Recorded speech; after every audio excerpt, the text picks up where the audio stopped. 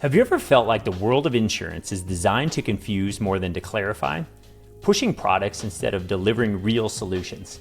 Welcome back to another episode of the Vital Wealth Strategies podcast. I'm your host, Patrick Lonergan, and today we're pulling back the curtain on a part of financial planning that's often misunderstood and massively under-leveraged by high-income entrepreneurs.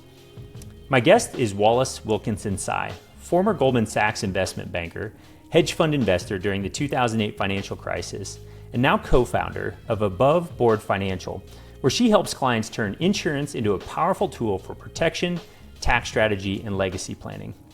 In this episode, we tackle the uncomfortable truths about how insurance is usually sold and why that outdated model leaves so many business owners underprotected and misinformed. Wallis breaks down the real role insurance should play in your overall wealth strategy, from shielding against catastrophic risks like disability and long-term care, to using life insurance for tax-free retirement income, buy-sell agreements, executive benefits, and even estate tax reduction. If you've ever wondered whether you're truly using your insurance to its fullest advantage, or if you've been pitched a policy that made your stomach turn, this conversation will give you the clarity and confidence to take control. Stay with us to the end as Wallis explains how high net worth families are using tools like Irrevocable Life Insurance Trusts, survivor life insurance policies, and private placement life insurance to build wealth tax efficiently and preserve it across generations. And if you're ready to stop guessing and start strategically designing your own tax savings roadmap, head over to vitalstrategies.com/tax. That's where we help entrepreneurs like you build smarter plans with clarity, confidence, and powerful savings baked in. Let's dive in. I'm excited about this conversation today. We are going to talk about insurance, and sometimes that's not a very exciting topic, but we're going to dig into the nitty gritty. And today we've got Wallis Wilkinson Tsai with us, and we are going to get into all of the insurance opportunities out there. And the cool thing is Wallis is a former Goldman Sachs investment banker, also teaches at Harvard Business School. And so I'm excited about this analytical approach to insurance and how it is going to apply to you as the listener. So Wallis, thank you so much for joining us here today. Thank you for having me. Yeah, I'm thinking about the listener, and they're looking to build a financial strategy, and they know there's potential catastrophic risks out there, right? You know, I could pass away unexpectedly. Unfortunately, I had two college roommates that passed away when they were 30 years old, within 6 months of each other, like unexpectedly. And it was like, it sort of reset me as to the risks that were out there.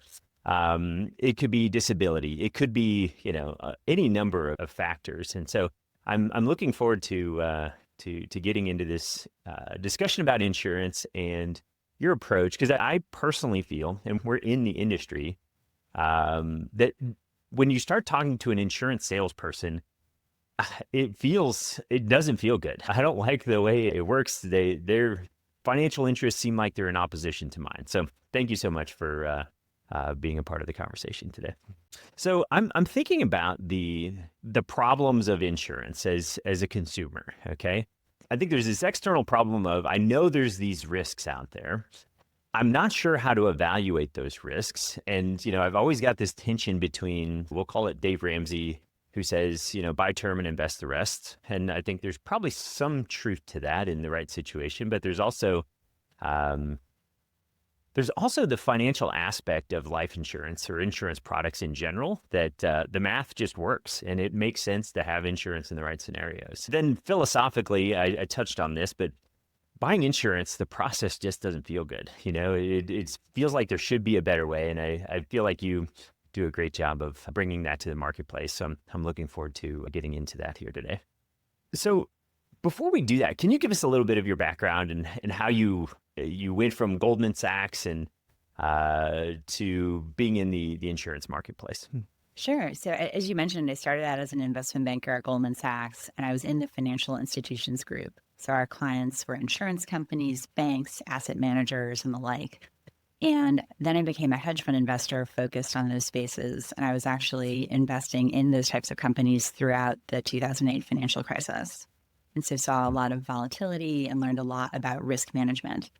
But while I was at Goldman, I would get a lot of colleagues and friends who would come to me and ask for advice about personal financial matters that they were considering.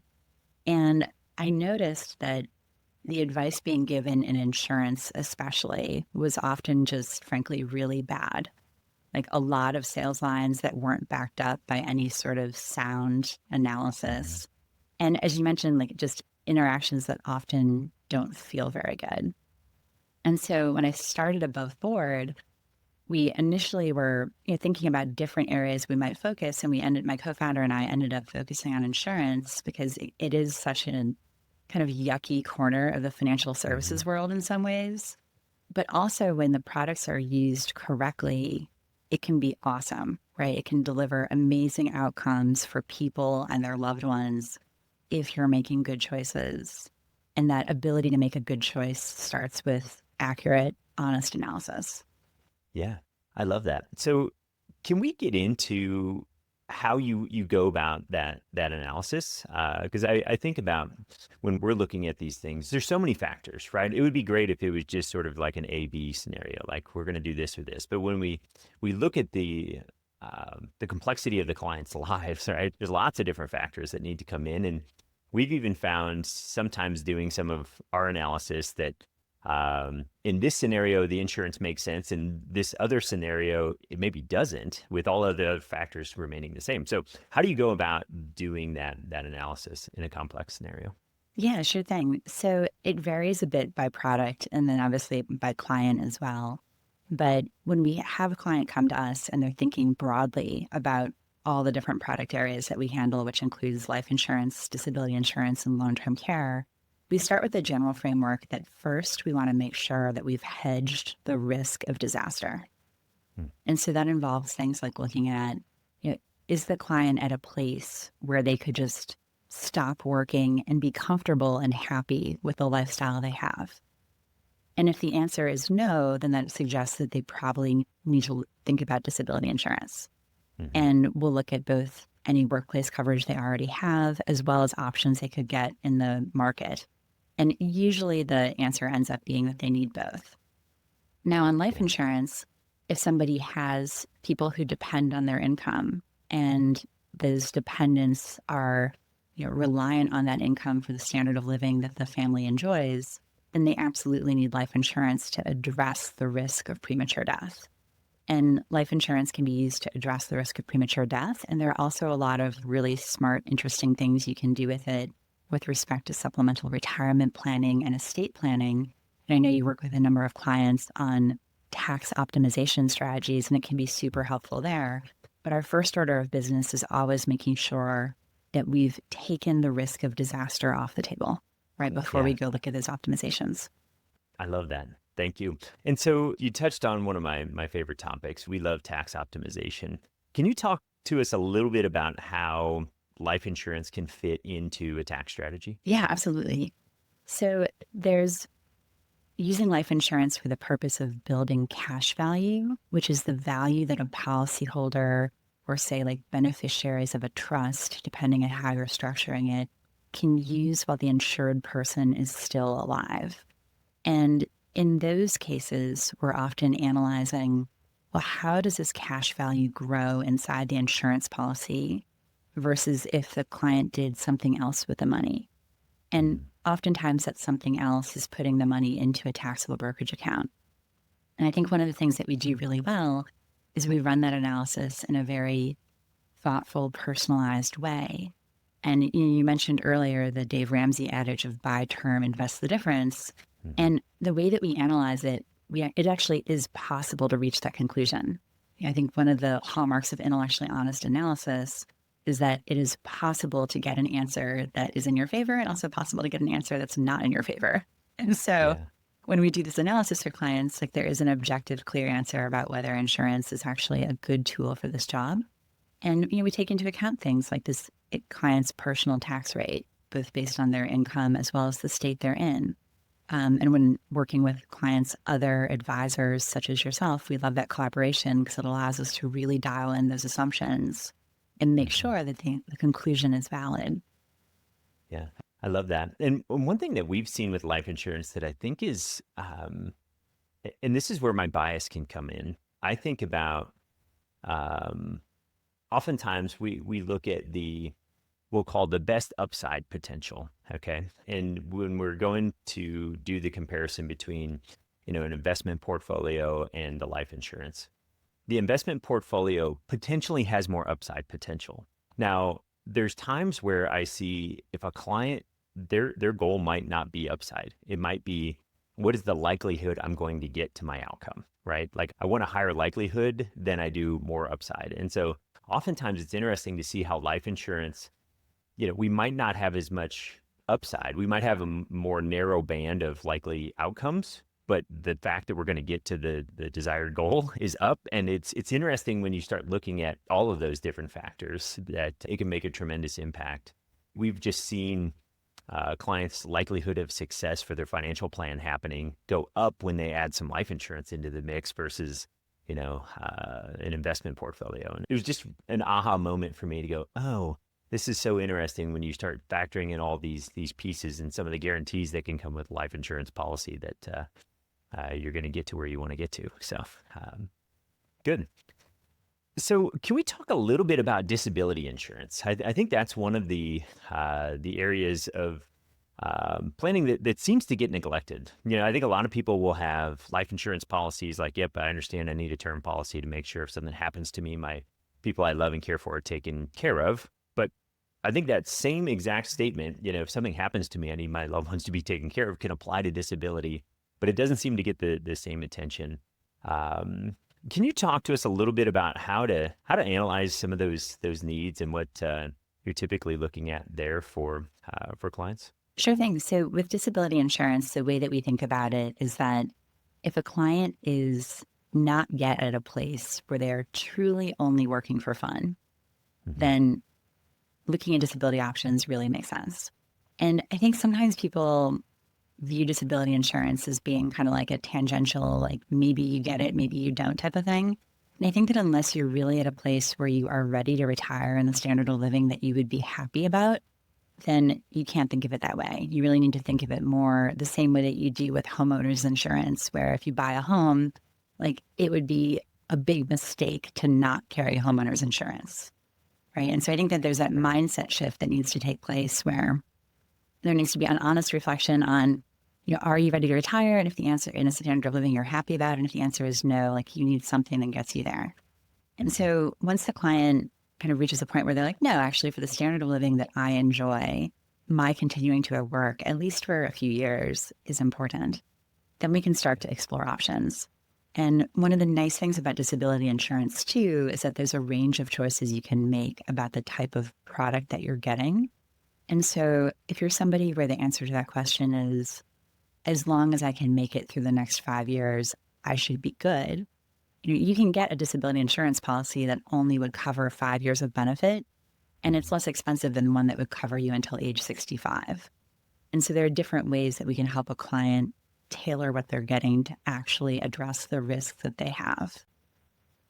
Yeah, I love that. And I think, especially when we start talking about disability policies, there's some nuance to those that really matters, right? Like, okay, if I'm disabled, what is the definition of disability, right? Does it mean I can do any kind of work? If I can go be a Walmart greeter, does my policy pay? Or is it if I can't do my specific line of work? And so I think those things are critically important, and having somebody that understands the insurance world and all the options available to as clients and consumers of insurance is critically important.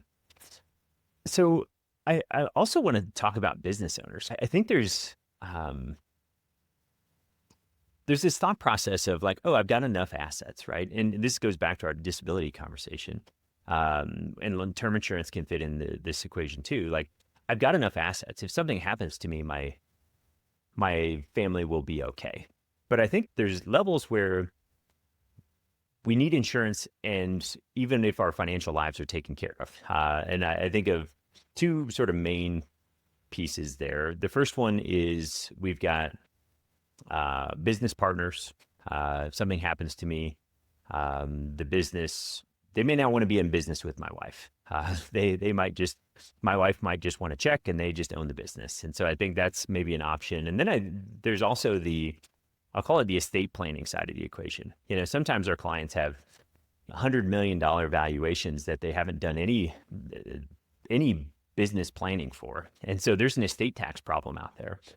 The cool thing about the estate tax is if you have enough long runway, you can usually get rid of the estate tax, but you need a long runway. And so it's like, okay, in the short term, if something happens to us, how are we going to pay this estate tax bill that's coming down the line? And I'd like to spend a minute talking about, how insurance can solve that problem too. So I've highlighted two things. We've got business owners and we've got estate tax, estate planning issues. So can we start with the business owner side and how we go about just evaluating whether a business owner is going to need insurance and what kind of scenarios that would make sense?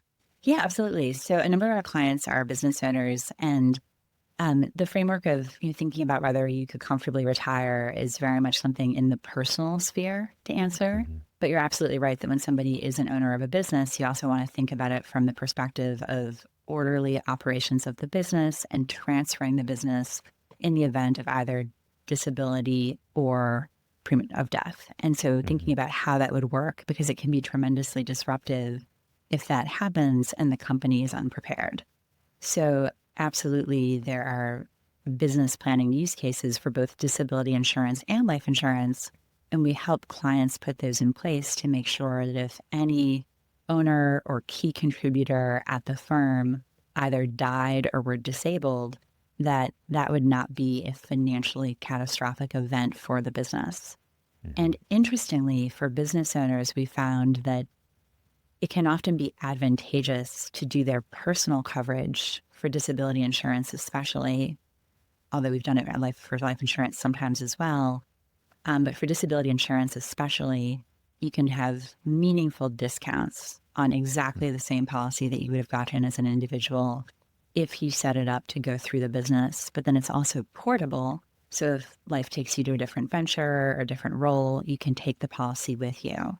So there's some really smart things you can do if the client is a business owner or even a key executive, right? Sometimes the implementation of these policies comes from a valued team member raising their hand and saying, like, hey, I have this idea for executive benefits, or I'd love for us to add this.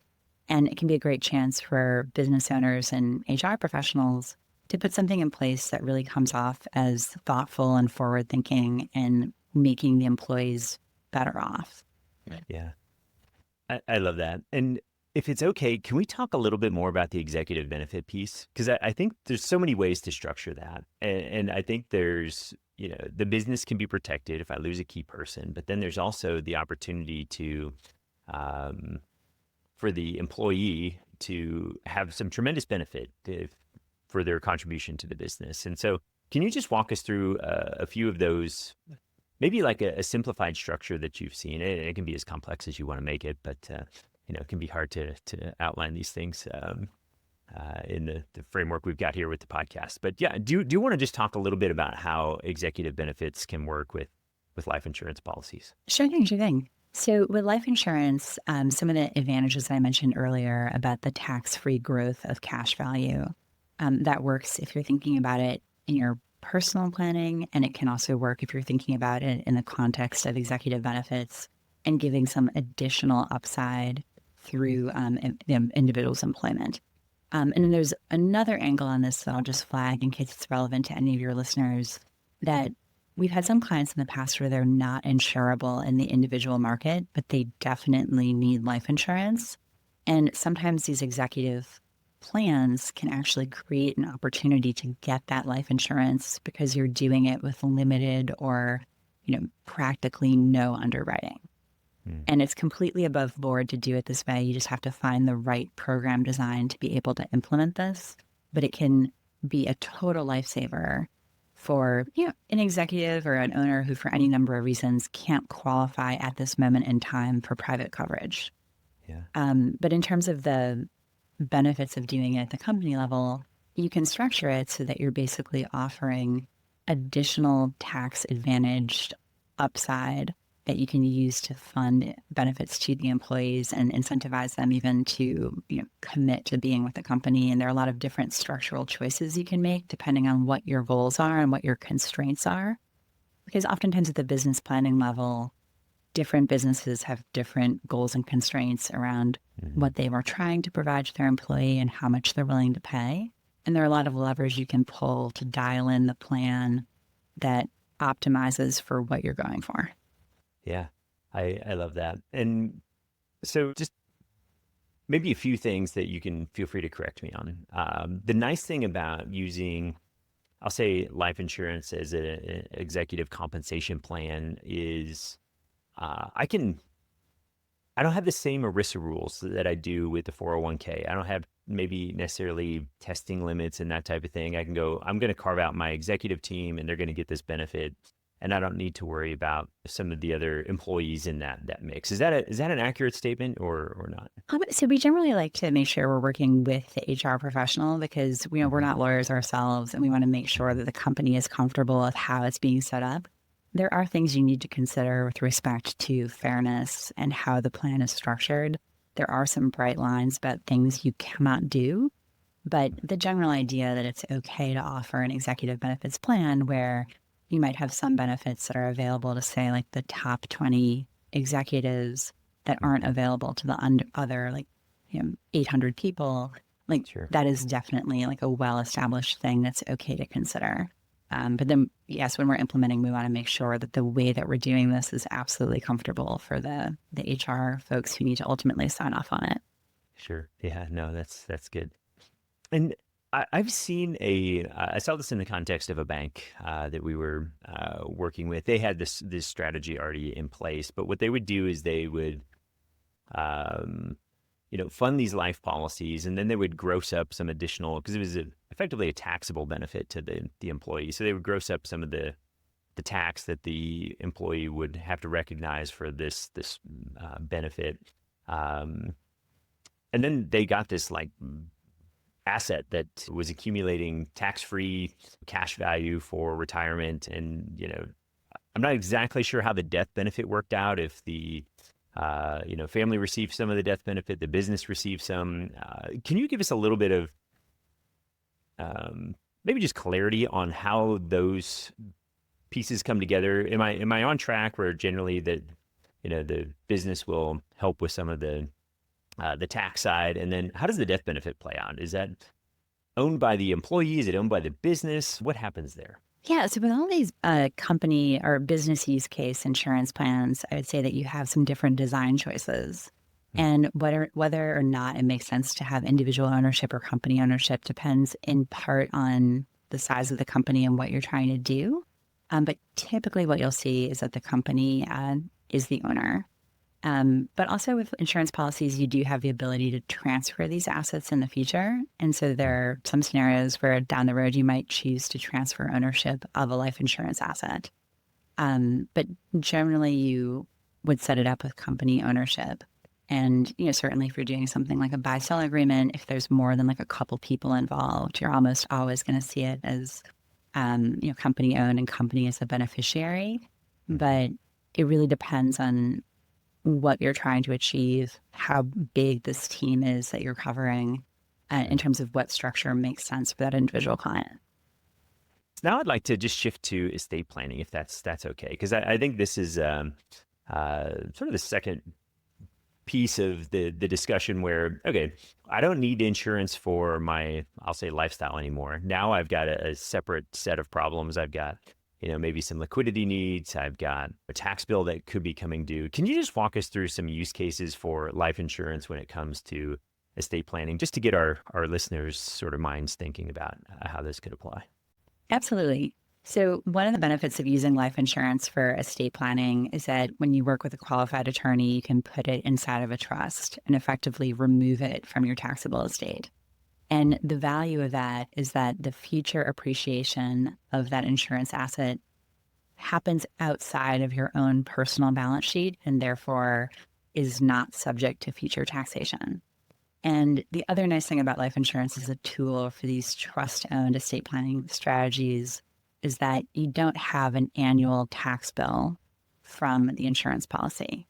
I'd say if you just went out and bought the S&P 500, right? Say you go out in a trust and buy VU, the Vanguard S&P 500 ETF, that can be a pretty tax efficient asset, but you're still going to be getting a tax bill related to the dividends each year. Those are going to be qualified dividends, but if you're in that highest long-term capital gains bracket and you're in a state that has meaningful income tax as well, that can end up being a pretty significant drag on the long-term growth. And again, that's something that our analysis takes into account when we analyze, well, is insurance really the right tool for the job for this estate planning strategy? And oftentimes the clients who are considering this type of strategy are in a very high tax bracket. And so the math works really beautifully where having the life insurance policy be owned by a trust is a great thing to do, both for moving the death benefit outside of the taxable estate, but also in some strategies, creating cash value that beneficiaries can access during their lifetime and while the insured is still alive. And so one of the great joys, I think, of parenthood or being grandparents is watching these little people grow up. And so we have some clients who use insurance inside of a trust, not only because they want that trust to be there after they're gone, but they want to structure it in a way where there's meaningful cash value that beneficiaries have the ability to access under the terms of the trust, so that they can watch their loved ones access this value. And so the insurance policy can be a really smart way both to plan a legacy as well as be able to gift something to your loved ones that you can watch them enjoy during your own life. I love that. And let's just talk about estate tax for just a second, because I think you highlighted some really important things, and I want to give a little more context. So the estate tax exemption right now is just under $14 million per person. So married couple gets about $28 million of exemption from their net worth. Okay. So let's say I'm worth $20 million from my business and just my personal assets, and then I have a $20 million life insurance policy that is a survivorship policy that's going to pay out at the second passing between me and my wife. Okay. That's $40 million. That puts me about $10 million over that exemption. And that $10 million would be subject to federal estate tax, which is 40%. And then if there's any state estate tax, it would be, sort of layered on top of that. And so that's a problem. We think about all the layers of tax with property tax and payroll tax and income tax and capital gains tax. To pay an estate tax after, I've sort of paid all these taxes along the way is really frustrating. So you brought up putting it into an irrevocable life insurance trust, putting it into a trust that's going to keep it away from that estate tax. I think that's a beautiful strategy, and I think it's something that people need to be aware of, that you don't want to count on these dollars all coming into your plan, and then all of a sudden, the IRS has their hands on 40% of maybe a big chunk of that. So anything to add to that before we sort of move on to some of the next pieces of estate planning? Yeah, so I would say in terms of the estate planning, it's really important to try and look ahead, because sometimes people, especially when they're busy working hard on something that has created this major wealth event for them, it's just like there's so much going on, right? Maybe they're getting ready for an IPO, or they're just growing their business, or they just sold it, and there's a lot happening. And it can sometimes be difficult to kind of step back and say, okay, well, what is the range of reasonable places that we might be 20, 30, 40 years from now? And what does that look like? And so one of the things we will do is we'll actually model that out and take a look. And we work with other professionals in the client's life to make sure that we're considering all these angles, because there are tools other than life insurance that can be part of a successful strategy. So for example, in a couple, right, maybe before that, the 14 million you mentioned per person, just slightly under 14 million, that's currently scheduled to sunset. There's no change in law, which there could be, but right now the law is that will get cut in half on January 1st of 2026. And so what we've seen some clients doing is choosing to utilize 100% of that gifting capacity now, because the idea is that, well, even if it still gets cut in half, you can legally use it right now and basically have more gifting capacity than you'll be legally entitled to in the future if current law is not changed. And so oftentimes in those scenarios, insurance is still part of the strategy, but I think the ideal approach to this is for a multidisciplinary team to think about the client's situation and come up with what is the right role for insurance, and what else are we doing to make sure that we really end up with the best solution for the client. Yeah, I love that. I want to take a quick pause because if you're listening to this episode, I know you're serious about protecting your business, preserving your wealth, and planning for a future that's not only secure, but tax smart. Wallis and I have been talking about how these strategies can be used not just as protection, but as a strategic financial tool. But here's the thing, tax strategy is the foundation, and that's exactly why we created vitalstrategies.com/tax. A powerful resource to help entrepreneurs like you start building a personalized plan that's legally, strategically, and compliantly designed to keep more of your hard-earned money in your pocket and out of Uncle Sam's. We're talking real strategies used by high-level business owners. No fluff, no gimmicks, just proven methods to help you minimize taxes, grow your wealth, and do it all with confidence. So if you're tired of overpaying and ready to take control of your tax bill, head to vitalstrategies.com/tax and start building your plan today. Now let's get back to the episode. Can we just touch on some of the gifting ideas and feel free to correct any of this. So let's say I have, $5 million of liquid assets, okay, that I want to get out of my personal estate, and I gift those into a trust. And then the trust goes and buys and my leverage might not be perfect here, but a $15 million life insurance policy with that $5 million worth of assets. If I move that $5 million out of my estate, and then and let's pretend I'm right at that limit of 28 million. And so I move that out, and then I buy a life insurance policy in the trust, which gives me an additional 10 million, my 5 million of initial 15, yeah. Contribution, and then the 10 million of additional, life insurance benefit on top of that.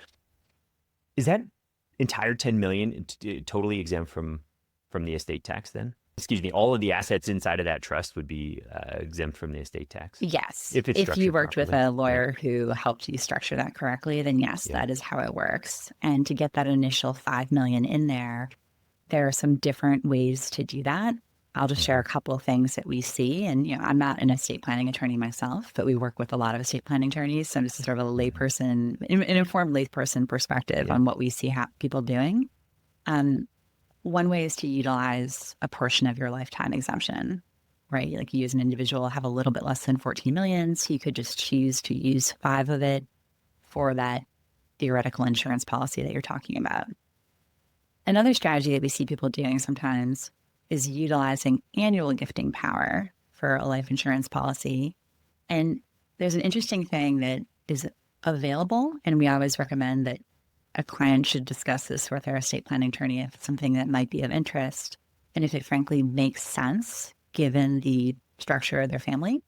But you don't necessarily need to have pro rata sharing of the benefits among the beneficiaries. So for example, if you have 3 children, but also 7 beloved cousins, you could potentially have 10 beneficiaries on that trust, and that opens up annual gifting capacity for 10 people. But you don't necessarily have to say everyone gets 10% of the trust. You have the ability to name different percentages. So you could treat the children differently than you treat the beloved cousins. And lawyers will have opinions about what's the minimum percentage you need to give the cousins. But what I've generally observed is that it's like, single-digit percentage of the trust can make them valid beneficiaries.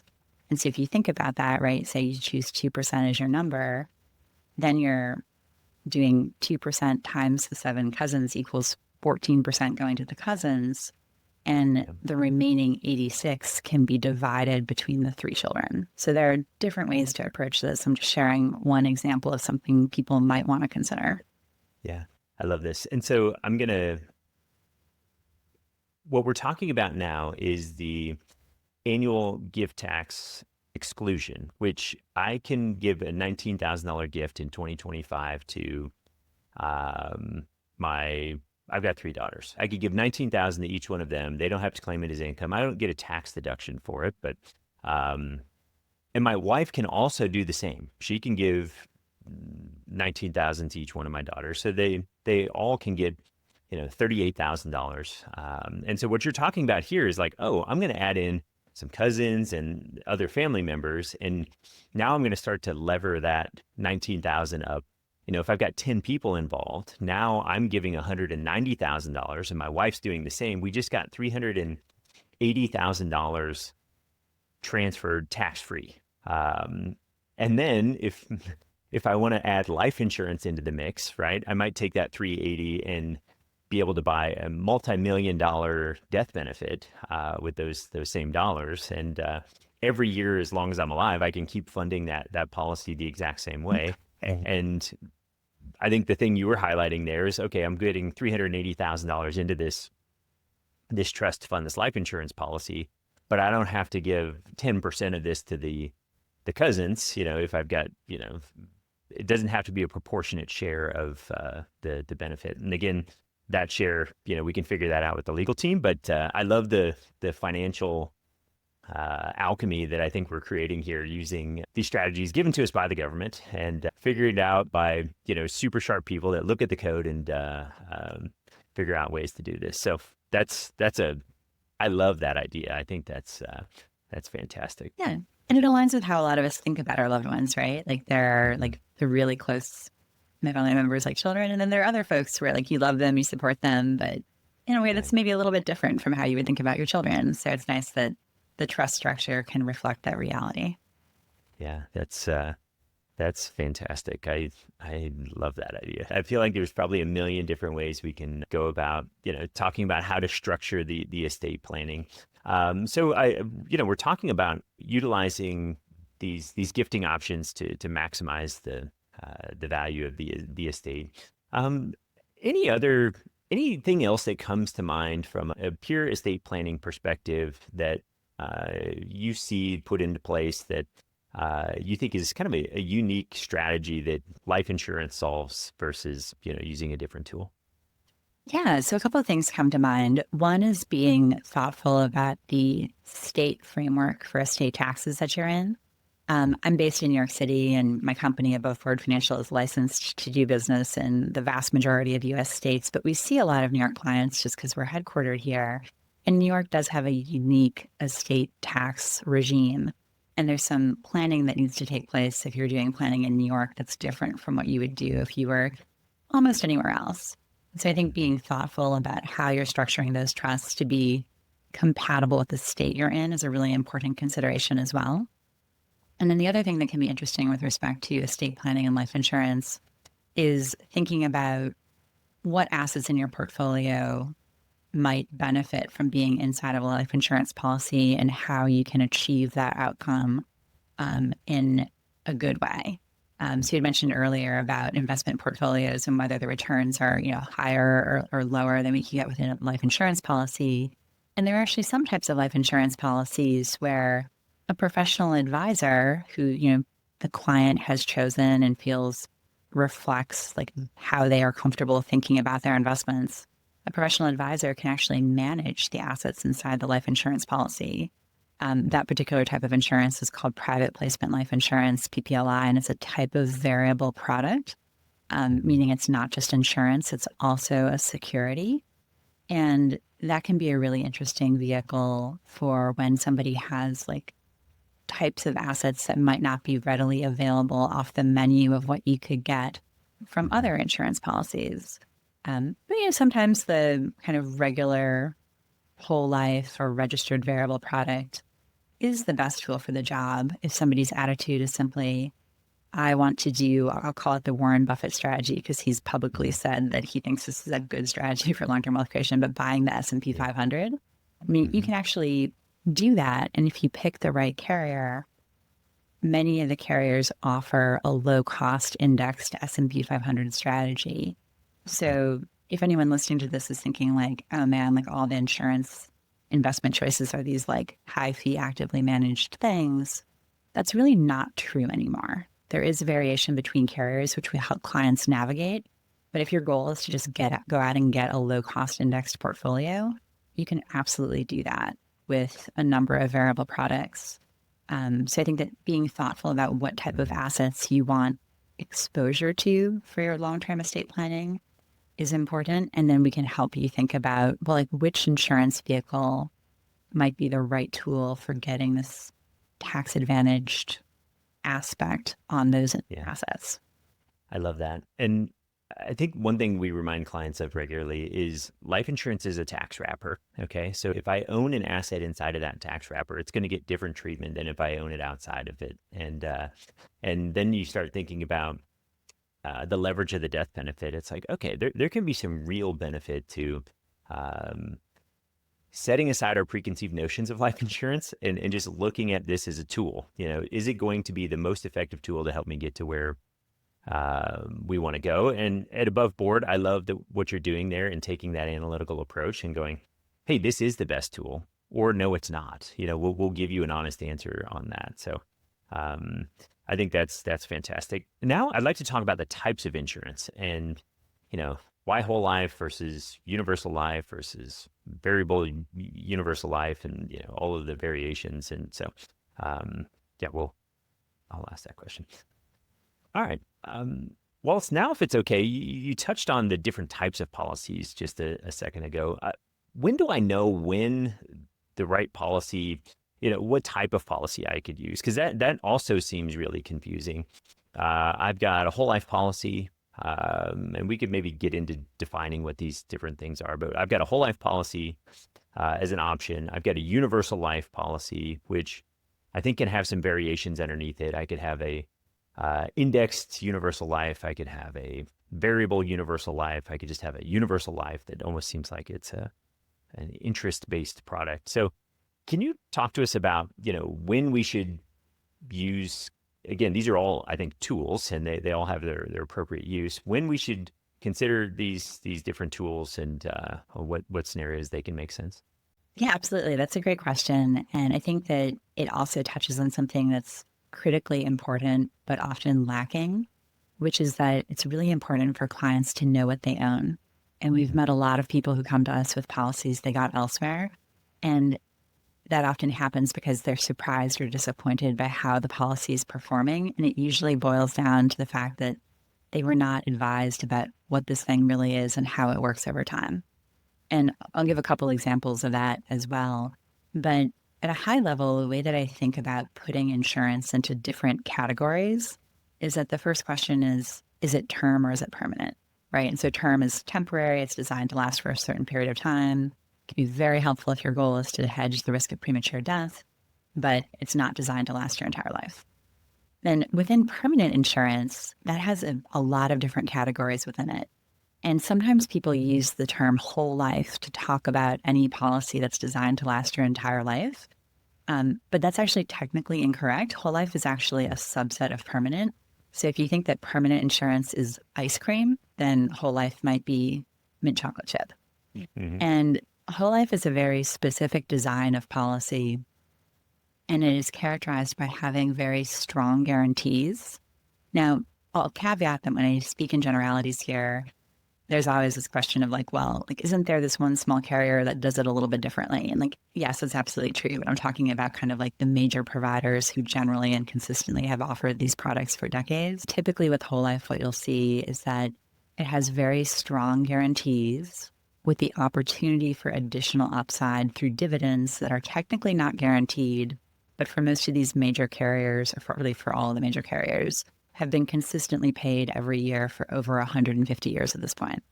Mm-hmm. And one of the things that I like to think about with permanent insurance is what is the risk return of this insurance policy, right? Risk being what could I lose?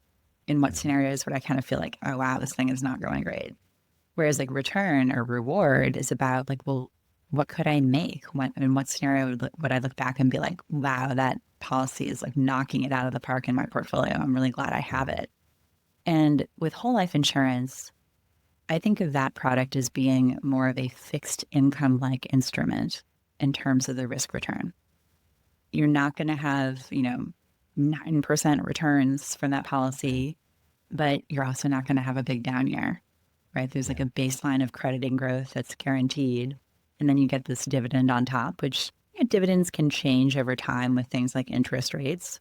But generally, this thing is going to behave like a fixed income-like instrument, which interestingly, though, has some protections against interest rate shocks. right? So if you think back to like the interest rate shock that, like led to Silicon Valley Bank going under, with a whole life policy, you are insulated from that in a way that you're not from just straight out owning a bond portfolio. Yeah. So that's kind of an And interesting thing to think about with whole life.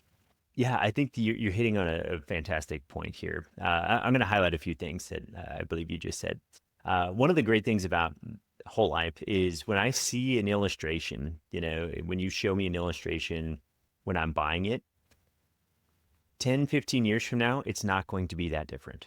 It's going to perform pretty close. The factor there is the dividend piece. And then to highlight on a key financial thing you just mentioned is the cash value in a life insurance policy doesn't have that interest rate risk, right? So it's interesting in the context of interest rates are sort of like a teeter-totter, right?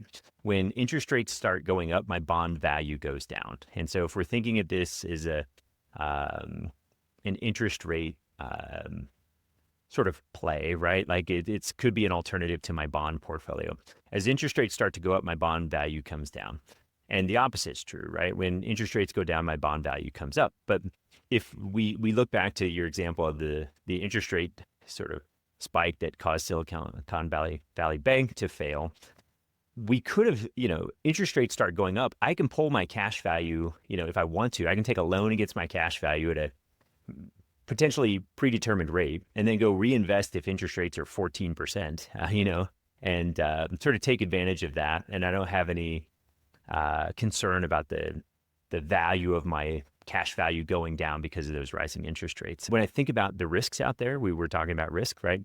That's one risk that goes away. I don't have interest rate risk with my whole life policy. So I wanted to highlight those things. So thank you for that. Yeah, no, it is a very cool instrument if you're looking for that sort of like risk reward. And I think the risk reward is very compelling. But then, sometimes clients are saying that, they're looking more for like long-term equity upside. And back to the point about making sure that we're advising clients on the best tool for the job. If you're somebody who's looking for long-term equity upside, and if you would be totally comfortable with, say, like a 50% drawdown like we saw in 2008, the markets were down 50% roughly from peak to trough during the financial crisis. If you're somebody where you look at that and you're like, you know what, I'm in this for the long term, either for my own retirement, which is decades away, or for my children or grandchildren, and that type of volatility is okay, and I just want leverage to the opportunity for higher upside from equities, then something like a variable policy can be a great fit there, because with the structure of a variable policy, you basically have uncapped upside, right? You just get what the assets return. And with a lot of these policies, you can get a low-cost indexed portfolio. But the flip side of that is that you have volatility, right? So your policy could be down a lot. And then there's also a type of permanent life insurance, universal life. You mentioned it earlier, and you're absolutely right that there are different flavors of universal life. And interestingly, the choices you make in policy design can result in policies that end up working pretty differently. But with indexed universal life, and I'll be transparent that we handle this product too, but it's also probably one of the top ones that I see where people got stuff elsewhere and didn't know how it worked. With indexed universal life, it is usually tied to an index, oftentimes something that we've heard of like the S&P 500, or that a lot of folks have heard of like the S&P 500. Sometimes it's to a different index, but the idea is that there's a credit. But then what people often don't realize is that there are oftentimes ceilings or some other form of charge. And that even if you have an uncapped indexed universal life policy, there might be some other form of charging you in there that could lead to a different result from what you were expecting. And I say this as somebody who's gotten a number of outreaches where somebody's like, the equity markets were up 18% last year. Why is my policy up 4%? And the answer is usually these kind of hidden clauses about what you're actually credited and then what other charges get applied to your policy, and people not understanding that dynamic. Yeah, this is a really important point, because I think these financial instruments are complex, and they're oftentimes sold with an illustration that is, we talked about the whole life illustration. The whole life illustration is going to do what the whole life policy is going to do. It's going to look very similar. There's not too many variables that can get that out of whack. an index universal life policy, there's so many variables, what index I decide to choose, the fees that are applied. There's so many factors. And the way that's sold to me oftentimes is rosy and it's linear when the markets are not linear. And so how do you go about really dissecting those policies and helping? Because the concern I see is trying to figure out as a consumer which policy I should buy. Wallace, we're going to spend a year together, meeting every month, and you're going to be informing me on all of the different options, right? And the nuance in these policies. How do we go about actually, without spending a year together, how do we go about discerning which policies make the most sense and how to avoid some of those potential risks that are out there with not fully understanding the policy we're buying? Yeah, sure thing. So I think this is where the advice that we give at AboveBoard and how I think about risk management and how I advise clients really comes into play. Because when we think about it as a sort of simplified framework, right? Because you're right, there's a lot of complexity underlying these policies. To me, it comes down to a couple of key questions, which is like, what type of risk reward are you looking for in terms of equities versus fixed income? And then what type of guarantees are essential to you? And how much are you comfortable paying for those guarantees? Yeah. And so I think that's sort of like the high level framework that we use. And then we will go out and pull different illustrations that are in the range of what could make sense given the client stated goals. And we'll look at things. So for example, I'll give you an example of the client. They were looking at variable product, and there was one product where the death benefit would be guaranteed out till age 120, even if equity markets returned 0% for the next 80 years. Like it would just be like, literally, this death benefit was guaranteed, even if that horrible scenario played out. Yeah. But the trade-off there was that in a more, I'll call it base case scenario, where the market returns, say, like, somewhere between 6 and 8% over the long term, the cash value and the death benefit on that policy were lower than with a different policy, where you could make a lot more in the 6 to 8% scenario. But if markets return 0% for 30 some years, the policy would lapse, meaning you would have to put more money in or have it be worthless. And so usually when we start to look at those illustrations, clients will gravitate towards one versus the other. How much do they want this thing to just be like an ironclad policy that is designed to make it through in even the most draconian scenarios? Yeah. And how much do they view it as like, look, I mean, if my brokerage account returns 0% for the next 50 years, that would be horrible. And while it's theoretically possible, that's not the scenario I'm solving for. And I don't really want to pay an insurance company much money to protect me from that unlikely scenario. Yeah. And so we help people figure out choices like that. I love that. And I think one other really important factor with index universal life, and oftentimes they're using the S&P 500 as the index. If you look at the history of the S&P, this number could be off, but it's not off by a ton. About 50% of the S&P's return comes through dividends. When you're in an index universal life, there's no dividends that come into that return. So it's purely just the performance of the asset values over time. And so I think that's an important factor too, because it's not like owning the S&P in a life insurance wrapper. It is different. That's absolutely right. Yeah. Good. Okay, so we've talked about whole life. We've talked about index universal life. What else do we have out there from a life insurance perspective that we can utilize? Yeah, so there's also this question of individual versus survivorship. And that's a really important one to consider when you're doing long-term planning. And it's one that I think is often overlooked about, whether or not the client's goals are best served by choosing individual life insurance versus survivorship. And so the way that we approach that is that we'll consider both scenarios if the client's goal could potentially be served by either. So in an estate planning case, for example, where a client says, look, I'm not expecting to use this money in my lifetime. I only care about the death benefit. Oftentimes, survivorship is a good thing to consider. But interestingly, if it's also a client who says, my spouse and I want long-term equity upside in this trust-owned policy strategy that we're doing for the benefit of our grandchildren and beyond, then you might actually still be better served by individual policies.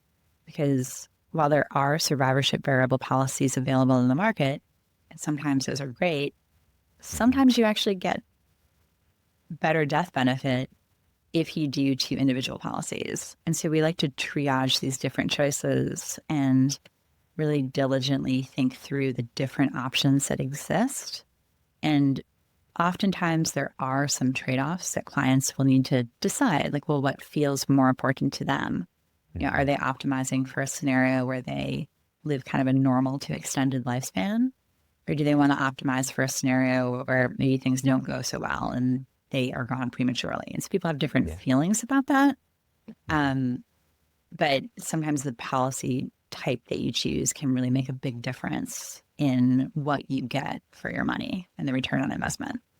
I love it. And I feel like this just fits so perfectly into your whole methodology at AboveBoard Financial around, like, we're just going to look at your outcomes, what you're trying to get to, and we're going to find the most efficient way to get you there. And we're gonna look at all of the scenarios from a financial point of view and figure out if it needs to be a survivorship policy, an individual policy. And so I think that's fantastic. So, Wallace, I feel like we could talk about this all day. Like, I feel like insurance is an interesting topic, and I can already see future episodes where we're going to come back and sort of dive into more of these things. But I'm just going to highlight what we've talked about so far, and then you can chime in on anything else we need to talk about before we start to wrap up. But the first thing is, like, life insurance and insurance in general is helping us eliminate risk, right? If we think about the best use of insurance, and this almost doesn't matter which type of insurance we're using, it's to pay one premium and then file a claim, right? Like, that's like the absolute leveraged use. And so that can protect us on the immediate term if some catastrophic thing comes along and happens to us. And then I think about some of the long-term benefits of, the tax-free nature, start being tax efficient. Now I'm excited. And so life insurance can be a fantastic tool to be tax efficient from an estate tax perspective, from an income tax perspective, from a capital gains tax perspective. It can be multifaceted there. So I think that's awesome. And you also touched on what I'll call financial alchemy too. When we are able to fund some of these trusts with gifting strategies that are incredible. So I appreciate all of that insight. Is there anything else that we should touch on that is important before we move to the next part of our discussion? Yeah, no, I think that summarizes it really well. Yeah, I would just emphasize that the analysis really is different for each person and their goals. Mm-hmm. And so I think the approach that we take of, like, figuring out, well, how does the math look based on this person's situation and what's actually available to them, ensures that we find the right answer together with the client.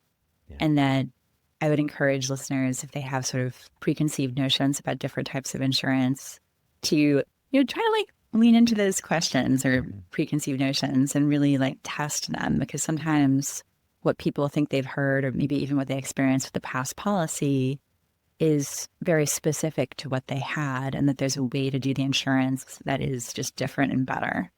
So in an industry where sometimes people end up in, like, suboptimal situations, I'd really encourage people to try to come into it with a blank slate, because I think when you approach it in an intellectually honest way, there are a lot of really great opportunities that reveal themselves. And for clients where that's not the case, we'll simply tell them, right? Like, we don't want to sell an insurance policy that doesn't make somebody better off.